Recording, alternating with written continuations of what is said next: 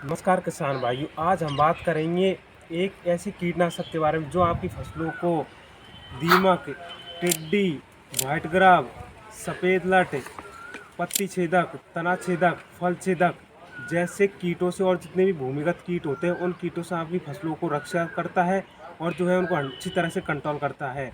तो ये है सैनिक डस्ट इंसेक्टिसाइड, जिसमें आपको क्लोरीफायरिफॉस 1.5% फॉर्म में देखने को मिलता है। तो आज की वीडियो में जानेंगे ये क्या है, इसका मोड ऑफ एक्शन क्या है, इसका प्रयोग किन किन फसलों में करना है, ये किन किन कीटों की रोकथाम करता है, इसका इस्तेमाल करने का सही तरीका। तो वीडियो को अंत तक देखिए। चलिए ज़्यादा देर नहीं करते, वीडियो शुरू करते हैं। लेकिन इससे पहले अगर आपने अभी तक चैनल को सब्सक्राइब नहीं किया तो सब्सक्राइब कर दें। तो सबसे पहले बात करते हैं सैनिक डस्ट इंसेक्टिसाइड क्या है।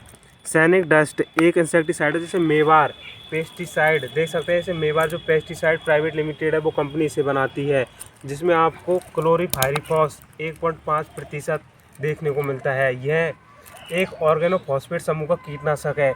ऑर्गेनोफॉस्फेट समूह के जो कीटनाशक होते हैं वो मुख्य रूप से भूमिगत कीटों और भूमि के आसपास रहने वाले कीट होते हैं, उनको अच्छी तरह से कंट्रोल करने के लिए बनाए जाते हैं ऑर्गेनोफॉस्फेट समूह के कीटनाशक। और इसके बाद बात करते हैं इसके मोड ऑफ एक्शन के बारे में कि इसका कार्य करने का तरीका क्या है।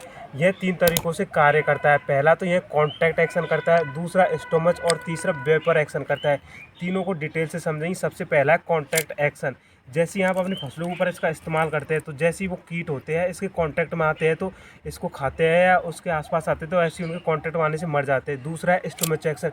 कुछ कीड़े जब इसके पत्तियों के ऊपर जब इसकी डस्ट लग जाती है उस पत्तियों को खाते हैं तो जो इसका विष है उन कीटों के शरीर के अंदर प्रवेश कर जो इसका स्टोमच होता है उसमें जाकर कीटों को मार देता है। और तीसरा है वेपर एक्शन। यही इसे अन्य सबसे खास बनाता है इसका वेपर एक्शन, यानी यह जब आप इसका प्रयोग करते हैं अपनी ज़मीन के आसपास छिड़कते हैं तो जो इसका कुछ भाग है वो वाष्प के रूप में आपकी फसलों के ऊपर की तरफ बढ़ने लगता है। यानी आपने इसे अपनी ज़मीन के ऊपर छिड़का और जो पत्तियों के ऊपर जो भी कीड़ा है जो इसकी वाष्प से है वो उस कीड़ा मर जाएगा, उसी जगह पर इस प्रकार कंट्रोल कर लेते हैं। यह 3 प्रकार से कार्य करता है, contact action, stomach action, vapour action, जिसके बारे में हमने आपको तीनों को डिटेल से बता दिया है। चलिए इसके बाद बात करते हैं आप इसका प्रयोग किन किन फसलों में कर सकते हैं। तो आप इसका प्रयोग सब्जियों के अंतर्गत सबसे पहले तो सब्जियों में कर सकते हैं। सब्जियों के अंदर टमाटर, बैंगन, मिर्ची, खरबूज, तरबूज, ककड़ी, जितने भी कद्दू वर्गीय फल है, करेला जैसे हो गए, आप उनमें भी इसका इस्तेमाल कर सकते हैं। दूसरा धान में कर सकते हैं, गेहूँ, गन्ना और भिंडी, लौकी और जो आपके चने की फसल है आप उसमें भी जो लट लगती है उसके कंट्रोल के लिए भी इसका इस्तेमाल कर सकते हैं। यानी जितनी भी लटें होती हैं उनको अच्छी तरह से कंट्रोल कर लेता है। इसके बाद बात करते हैं कि यह किन किन कीटों को अच्छी तरह से कंट्रोल करता है। यह मुख्य रूप से आपके जितने भी भूमिगत कीट होते हैं जैसे उनमें आ गया दीमक और इल्ली, टिड्डी, जितनी भी होती है उनको अच्छी तरह से कंट्रोल कर लेता है। वहीं कटवर्म, सफ़ेद इल्ली, रूट बोरर, तना छेदक और जितने भी फल छेदक कीट होते हैं आपके टमाटर बैंगन की फसल में, और कुछ हद तक ये थ्रिप्स और को भी कंट्रोल करता है। सूट बोरर और मिट्टी में रहने वाले कीटों को तो कंट्रोल करता है। यानी जितने भी भूमिगत कीट होते हैं और आपकी पत्तियों को नुकसान पहुंचाने वाले, फलों को नुकसान पहुंचाने वाले कीट होते हैं उनको अच्छी तरह से कंट्रोल कर लेते हैं। पत्ती लपेटक कीट, रूट बोरर, टिड्डा, पत्ती खाने वाली इल्ली, सुंडी हो गई, उन सभी को अच्छी तरह से कंट्रोल कर लेता है। इसके बाद बात करते हैं इसका उपयोग करने के तरीके के बारे में। आप इसका उपयोग 2 तरीके से कर सकते हैं। तो बुवाई के समय और रोपाई के बाद। बुवाई के समय आपको जो इस्तेमाल करना है, अपनी फसल की बुवाई से पहले आपको इसको मिट्टी में अच्छी तरह से भुरकाव कर देना है। यानी फसल की बुवाई से पहले मिट्टी में अच्छी तरह से छिड़क देना है। फिर आपको इसके छिड़कने के बाद आप फसल की बुवाई कर सकते हैं। और दूसरा इस्तेमाल आप इसका कर सकते हैं फसल की बुवाई करने के बाद।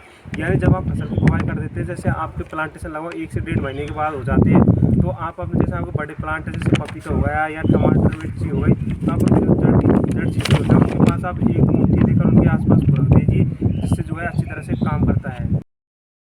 डस्टर मशीन आता है उसका भी इस्तेमाल इसका छिड़कने के रूप में कर लेते हैं। मुख्य रूप से डस्टर मशीन होती है, उसमें जितने भी पाउडर फॉर्म में आने वाले इंसेक्टिसाइड होते हैं उनका इस्तेमाल जो है डस्टर मशीन के रूप में कर सकते हैं। आप डस्टर मशीन से इस्तेमाल कर सकते हैं। तो यह एक ऐसा इंसेक्टिसाइड है जिससे आप भूमिगत कीटों को अच्छी तरह से कंट्रोल कर लेते हैं। अब बात करते हैं आप इसके प्रयोग करने में कौन कौन सी सावधानी रखनी। सबसे पहले तो आपको इसका प्रयोग अपनी फसलों की पत्तियों के ऊपर आपको छिड़काव के रूप में इस्तेमाल नहीं करना। कभी भी आपको अपनी जो पौधे होते हैं उसके ऊपर आपको नहीं छिड़कना, सिर्फ जो मिट्टी होती है उसमें आप इसका इस्तेमाल कर सकते हैं। और ऐसा नहीं कि आप अपनी पत्ती ऊपर छिड़क दी, इससे जो आपके फूल है वो भी डैमेज हो सकते हैं। सिर्फ आप इसका भूमि में इस्तेमाल कर सकते हैं, पत्तों के ऊपर आपको इसका बिल्कुल भी नहीं छिड़कना है।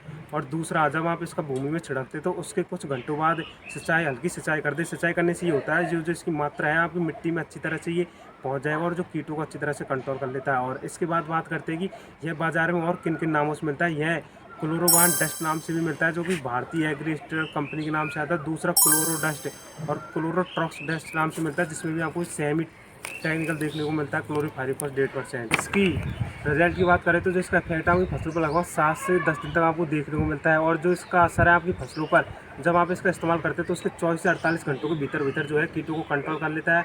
और इसकी जो है वेटिंग पीरियड की बात करें, यानी इसका इस्तेमाल करने के कितने दिन बाद तक आप फलों को नहीं तोड़ सकते, लगभग 5 से 7 दिन का इसका वेटिंग पीरियड है।